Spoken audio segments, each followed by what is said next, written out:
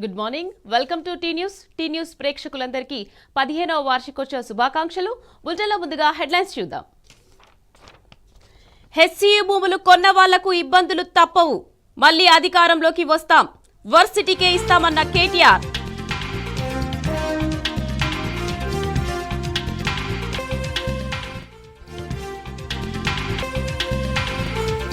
Central university భూముల్లో సర్కార్ విధ్వంసంపై supreme serious.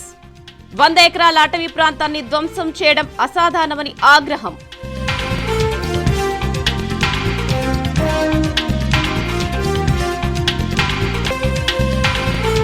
సీఎంను మందలించిన తీరు మారదా?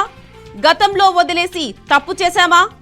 ఫిరాయింపులపై రేవంత్ వ్యాఖ్యల పట్ల ఘాటుగా స్పందించిన సుప్రీంకోర్టు.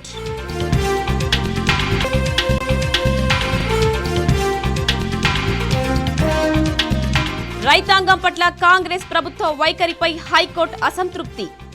రైతుల ఆత్మహత్యపై కమిటీ వేసే తీరాలా లేదా అని నిలదీత.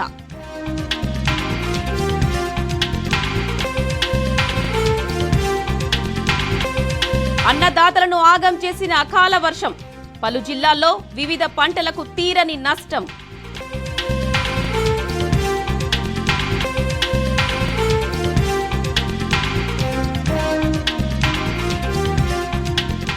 హైదరాబాద్ లో మోస్తారు నుంచి భారీ వర్షాలు, లోతట్టు ప్రాంతాలు జలమయం, నిలిచిపోయిన వాహనాలు.